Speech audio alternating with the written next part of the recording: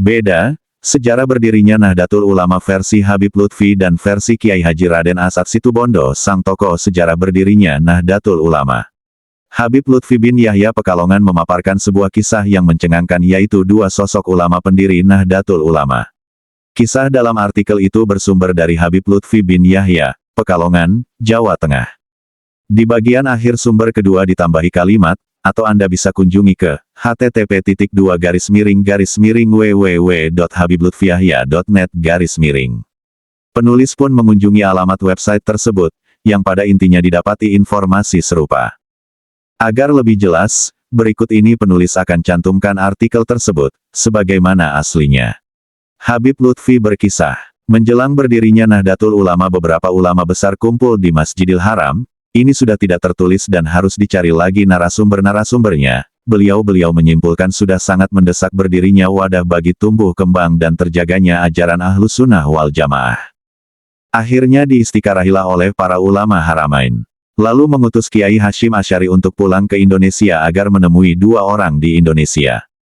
Kalau dua orang ini mengiyakan jalan terus, kalau tidak jangan diteruskan. Dua orang tersebut adalah Al-Habib Hasyim bin Umar bin Toha bin Yahya Pekalongan dan Syekhuna Mbah Kiai Kholil Bangkalan Madura.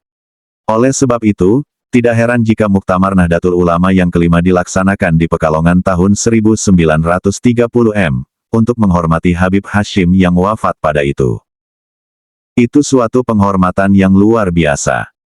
Tidak heran kalau di Pekalongan sampai dua kali menjadi tuan rumah Muktamar Tarikah.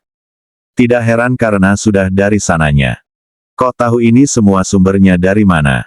Dari seorang yang soleh, Kiai Irfan. Suatu ketika saya duduk-duduk dengan Kiai Irfan, Kiai Abdul Fattah dan Kiai Abdul Hadi. Kiai Irfan bertanya pada saya, kamu ini siapanya Habib Hasyim?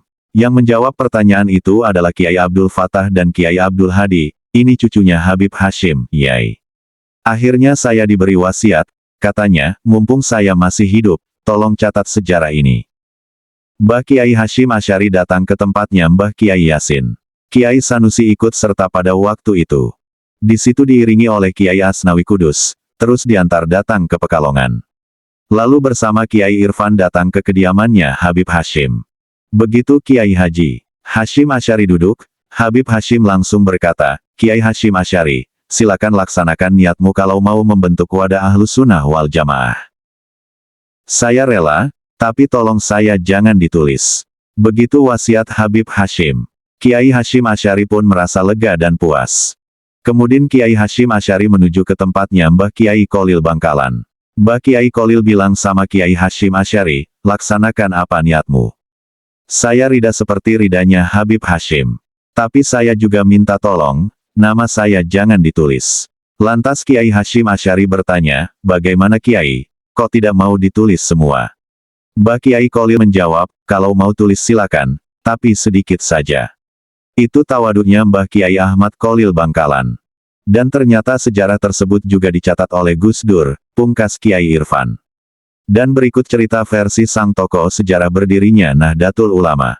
Setibanya di Tebu Ireng, Santri Asad atau Kiai Haji Raden Asad Syamsul Arifin Situbondo menyampaikan tasbih yang dikalungkan oleh dirinya dan mempersilakan Kiai Haji Muhammad Hasyim Asy'ari untuk mengambilnya sendiri dari leher Asad.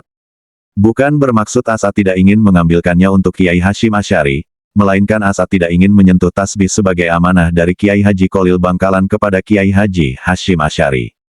Sebab itu, tasbih tidak tersentuh sedikit pun oleh tangan Asad selama berjalan kaki dari Bangkalan ke Tebu Ireng.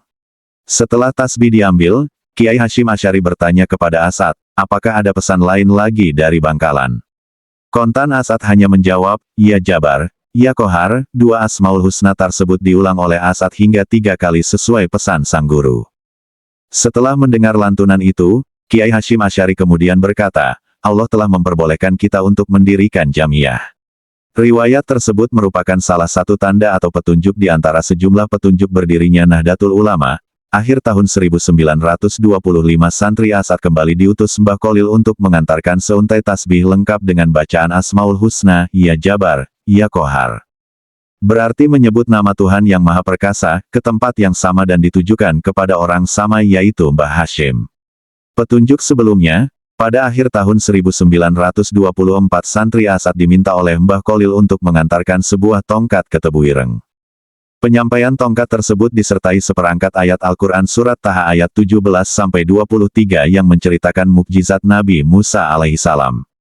Cerita ini pernah disampaikan secara langsung oleh tokoh sejarahnya yaitu Kiai Haji Raden Asad Situbondo. Gimana menurutmu, lebih kuat mana tentang kebenarannya?